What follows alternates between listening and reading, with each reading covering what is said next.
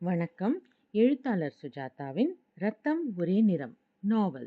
வாசிப்பது உங்கள் பிரமிளா. அத்தியாயம் 14. முத்துக்குமரனுக்கு சற்று நேரத்துக்கு மேல் அந்த குதிரை சரிப்பட்டு வரவில்லை. சட்டென்று இறங்கி அதை தட்டி கொடுத்து அனுப்பிவிட்டு இருட்டும் சோலையும் தந்த பத்திரத்தில் நொண்டி நடந்தான். அவனுக்கு தான் உயிருடன் இருப்பதே நம்பக்கூடியதாக இல்லை.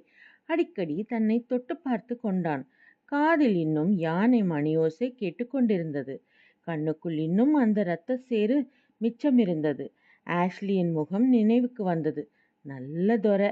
எப்பவாச்சும் அவரை பூஞ்சோலை கூட போயிட்டு பார்த்துட்டு காலில் விழுந்து கும்பிடணும். வெள்ளைக்காரங்கள்லையும் நல்லவங்க இருக்காங்க, அவங்களையும் இரக்கமுள்ளவங்க இருக்காங்க. பூவு பூவு எனக்காக காத்திருக்கியா? எப்படியாவது விசாரிச்சுக்கிட்டு வந்துடுறேன். இப்போ நான் எங்கே இருக்கேன்? கடலோரமாக எத்தினி காதம் வந்திருப்பேன். எந்த திசை இது? தூரத்தில் வானத்தில் லேசாக பாக்கியிருந்த வெளிச்சத்தில் ஒரு மீனவன் பாடிக்கொண்டே நடந்து செல்வது தெரிந்தது. ஐயா ஐயா! யாரது? கோலப்பனா? இல்லைங்க, என் பேர் முத்துக்குமரன். இது எந்த ஊருங்க? தெகனப்பட்டணம். இங்கிருந்து ஆலப்பாக்கம் எவ்வளோ தொலைவுங்க? ஆலப்பாக்கமா? அது எங்கேயோ இல்லை இருக்கு. இன்னும் வடக்கால போகணும். நீ ஆலப்பாக்கமா? ஆமாங்க.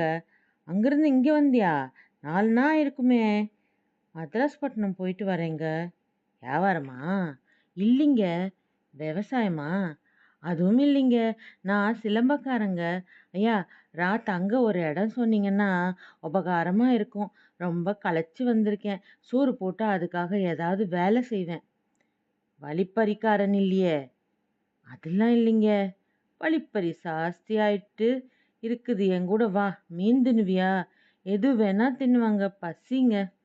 கடற்காற்று சதா ஊளையிட மீனவனின் மனைவி தந்த கருப்பான திரவத்தை சோற்றுடன் கலந்து நிரடின மணலையும் மதிக்காமல் அகல வாயால் உண்டு மூலையில் முடங்கி படுத்தபோது முத்துக்குமரன் உடலில் ஒத்தி போட்டிருந்த அத்தனை களைப்பும் சேர்ந்து கொள்ள சீக்கிரமே தூங்கிப் போனான். பூஞ்சோலை அவன் முகத்தில் சற்றே புன்னகையானாள். நாடு நகரம் பூரா தேடி வந்துருவேன் பூவு.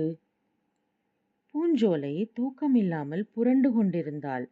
அகல விழிகள் ஈரமாகி கூடாரத்தில் தொங்கும் எண்ணெய் விளக்கை வெறித்து பார்த்து கொண்டிருந்தன. பக்கத்தில் சிவகாமி அவள் மார்பில் கை வைத்து வாய் திறந்து அரிசி பற்கள் தெரிய உறங்கிக் கொண்டிருந்தாள். வெளியே இரவு சலித்து கொண்டிருந்தது. மாலை நடந்தது நினைவில் உறுத்தியது. நான் பார்த்தேன் பூவு, தலைய நசுக்கிட்டாங்க. என்னடா பார்த்த? பொய் சொல்லாத, நீ கண்ணால பார்த்தியா? பார்த்தவங்க சொன்னாங்க. என்ன சொன்னாங்க? யானை வந்துச்சான், தலைய எரடிட்டு போயிருச்சான், ரொம்ப ரத்தம் கொட்டிச்சான். உடலை எடுத்துக்கிட்டு போனாங்களாம், தலைய அங்கேயே விட்டுட்டாங்களாம். தலை மட்டும் துடிச்சிச்சான் பூவு. சிவகாமி பயந்து போய் வீறிட்டு அழ, பூஞ்சோலை அவ்வப்போது அடக்க முடியாமல் அழுதபடி அவனையும் தன்னையும் தேற்றி கொண்டிருக்க, தாத்தா போகுது போ, மறக்க ஒரு வழி சொல்லட்டா என்றார். அந்த ஆளை மறக்க முடியாது தாத்தா, எப்படி மறப்பேன்? இதை பாரு பூவு, அவன் செத்து தொலைஞ்சு போயிட்டான். வெள்ளைக்காரன் கூட விரோதம் வச்சுக்கிட்டான், செத்தான். அவனை மறக்க ஒரே ஒரு வழி தான் இருக்குது. நம்ம ராக்கனை கல்யாணம் கட்டிக்கிடு. அவன் எத்தனை நாளாக உனக்குன்னு காத்துக்கிட்டு இருக்கான். பொஷண்டர்லேருந்து ராக்கன் உனக்கு தான்னு பேச்சு. இவன் குறுக்க வந்து குழப்பி போட்டுட்டான். நல்ல வேலை போயிட்டான். தை மாதம் முடிய போகுது. நாள் பார்த்து பேசாமல் அவனை கட்டிக்கிட்டு. டே ராக்கா! ராக்கனும் தாத்தாவும் பேசிக்கொள்வதையும் ராக்கன் சந்தோஷத்தில் துள்ளுவதையும் தாத்தா கூட்டத்தில் மற்றவர்களுக்கு ஆணையிடுவதையும் ஒருவித மறத்த நிலையில்தான் கேட்டுக்கொண்டிருந்தாள். மனசுக்குள் எனக்கு கல்யாணம் வேண்டாம் என்று சொல்ல வேண்டும் போலிருந்தது.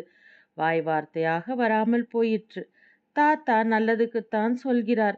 நம்ம கூட்டத்திலே தான் எனக்கு எல்லாம். அந்தாலோ போயிட்டான். காலையில் பிறப்பிட்டுருங்கடா, நம்ம கிராமத்துக்கு போயிடலாம். பெரியவங்களை கூப்பிட்டு போட்டு எல்லாருக்கும் ஏலக்காய் கொடுத்து ஆத்தாளுக்கு கோழி வெட்டிப்பிட்டு பாக்கு வெத்தலை வச்சு ஓலை சொல்லிடு. பூசாரிக்கிட்ட நாள் பார்க்க சொல்லிடு. அப்படியே இந்த சிவகாமிக்கும் குணவேலன் சரிப்பட்டு வருவானா பார்க்கலாம். அவனுக்கு போட்டி வச்சிரு என்ன? சரி தாத்தா. ராக்கனின் உற்சாக குரல். எல்லாரும் கேளுங்கடா, எல்லாரும் கேளுங்கடா, எனக்கும் பூஞ்சோலைக்கும் கல்யாணம், கல்யாணம். வெளியே அவர்கள் பாடும் சப்தம் கேட்டது. கண்ணாடி வளையலும் கம்மலும் போடணும், கொண்டை சுருளுக்கு செண்டுங்க கட்டணும், பாக்கில்லா வெத்திலை போட்டு பலனில்ல, சுருளு பாக்குக்கு சுண்ணாம்பு தாங்க, பெத்த பிறப்பெல்லாம் ஒன்னாக போகலாம். மேளம் படபட பூஞ்சோலை சப்தமில்லாமல் அழுதாள். அவளுக்கு மனசுக்குள் தன்னை ஒரு துக்க சுழல் சாஸ்வதமாக சுற்றி கொள்ளப் போகிறது என்ற பயம் கலந்தது. காலை வெயிலின் சாய்வில் இபிஸ்கஸ், ஒலியாண்டர், மல்லிகை, ரோஜா மலர்கள் மெலிதாக காற்றில் ஆடும் வேளையில் கர்னல் நீல் தோட்டத்தில் கொஞ்சம் நடப்பார். தூரத்தில் அவருடைய ஏடிசி கேப்டன் கார்டன் நின்று கொண்டிருக்க அவர் மட்டும் உலவிக் கொண்டிருந்தார். சுற்றிலும் பரவியிருந்த அழகில் அவர் ஏசுபிரானை நினைத்து கொண்டார். நீல் மிகுதியான கடவுள் நம்பிக்கையும் ஏன் கடவுள் பயமும் உள்ளவர்.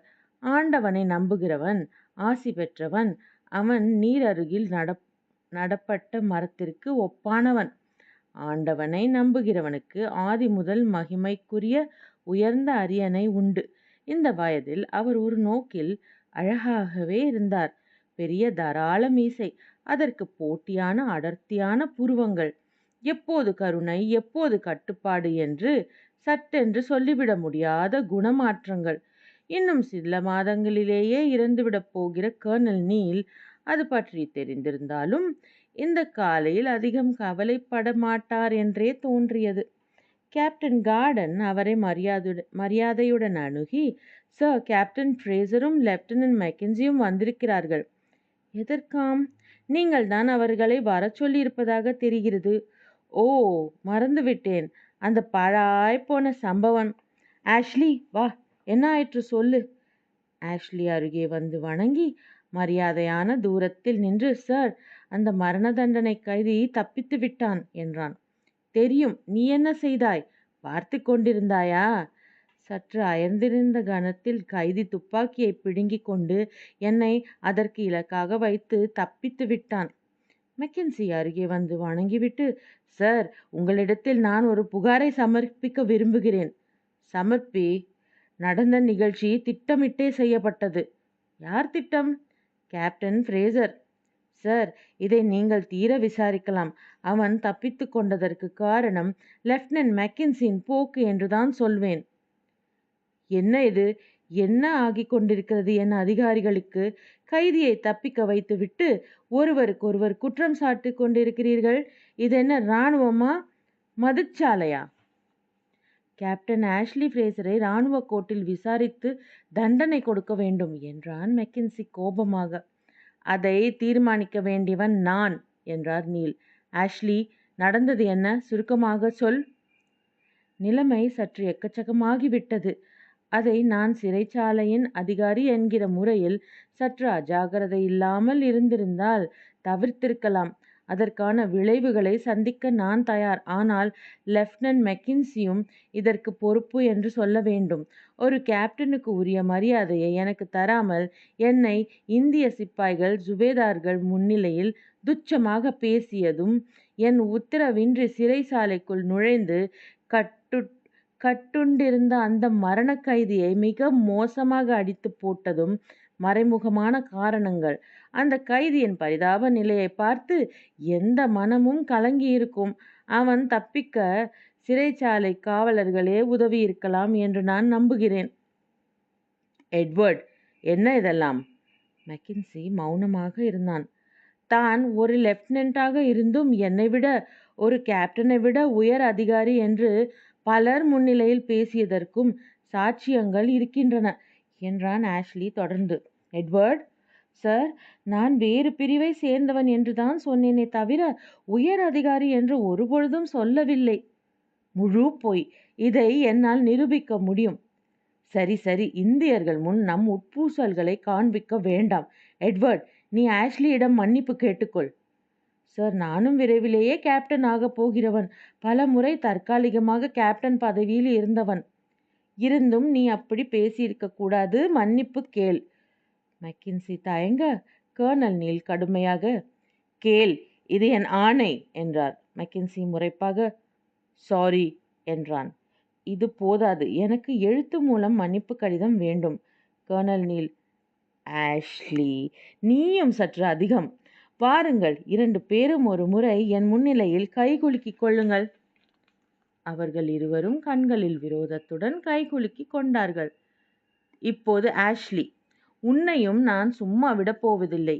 என்ன இருந்தாலும் அம்மாரி அவனை தப்பிக்க வைத்ததில் கவனக்குறைவாக இருந்ததற்கு உனக்கு ஒரு தண்டனை கொடுத்தாக வேண்டும். நடந்ததை பற்றி ரிப்போர்ட் எழுதியிருக்கிறாயா? கேப்டன் கார்டனிடம் கொடுத்திருக்கிறேன் சார். கார்டன் என்ன செய்யலாம் இந்த உதவாக்கரை அதிகாரியை? கார்டன் சிரித்து, அது நீங்கள் தீர்மானிக்க வேண்டியது சார் என்றான். ஓடிப்போனவனை தேட ஏற்பாடு செய்தாயா? செய்துவிட்டேன் என்றான் ஆஷ்லி. நானே நேற்று குதிரை மேல் சென்று இருட்டும் வரை சவுக்கு காடுகள் முழுவதும் தேடினேன். அகப்படவில்லை. இன்னும் தேடுவதற்கு நிறைய ஆட்கள் சென்றிருக்கிறார்கள். இன்னும் 2 தினங்கள் தருகிறேன். அவனை எப்படியாவது பிடித்து விடுங்கள். சரி சார். கிளம்பும் முன் நீல் ஆஷ்லியை தனியாக கூப்பிட்டார். அவன் தோளில் தட்டி, உன்னை பற்றி சற்று கவலையாக இருக்கிறது என்றார். சார், ஒரு இராணுவ அதிகாரிக்கு உரிய அழுத்தமும் கோபமும் உனக்கு போதாது. கவிதை எழுதுகிறாயாமே? ஓய்வு நேரங்களில். கவிதை ஒரு கால விரயமான பொழுதுபோக்கு ஆஷ்லி. ஏன் இப்படி இருக்கிறாய்? உன்னை பார்த்தால் பெண்மையும் தயக்கமும் மிளிர்கிறது. ஒரு லெப்டினன்ட் உன்னிடம் நான் உன்னை விட உயர்ந்த அதிகாரி என்று திட்டுகிறான். கேட்டுக்கொண்டிருக்கிறாய்? மெக்கின்சி சில வேளைகளில் கேப்டனாக பணிபுரிந்ததால். அபத்தம் ஆஷ்லி. இதோ பார், நிமிர்ந்து நில். உன்னை அழுத்தமாக எல்லோரும் உணரச் செய். உன்னிடமிருந்து நான் நிறைய எதிர்பார்க்கிறேன். வந்தனம் சார். ஆஷ்லி அந்த இடத்தை விட்டு விலகி வெளிவரும்போது புன்னகைத்து கொண்டான். அங்கிருந்து கர்னலின் வீட்டு வாசலை கடந்ததும் சட்டென்று ஒரு வெள்ளட் நிற ரோஜாவை பறித்து கொண்டான். எமிலிக்கு கொடுக்க வேண்டும் என்று எண்ணிக்கொண்டான். ரோஜா எமிலிக்குத்தானே என்று பின்புறத்தில் குரல் கேட்டு திரும்பினான். மெக்கன்சி அவனை பார்த்து முறுவலித்தான். கொடுங்கள், என் மரியாதைக்குரிய மதிப்புக்குரிய உயர் அதிகாரி கேப்டன் ஆஷ்லி ஃப்ரேசர் அவர்களே. நான் கொண்டு செல்கிறேன். அவள் என்னை மணக்க சம்மதித்து விட்டாள். சீக்கிரமே திருமணம் நடக்கவிருக்கிறது. கட்டாயம் வரவேண்டும். அழைப்பிதழ் அனுப்புகிறேன் என்றான். இத்துடன் 14வது அத்தியாயம் நிறைவடைகிறது. நாளை 15வது அத்தியாயத்தில் சந்திப்போம். வணக்கம்.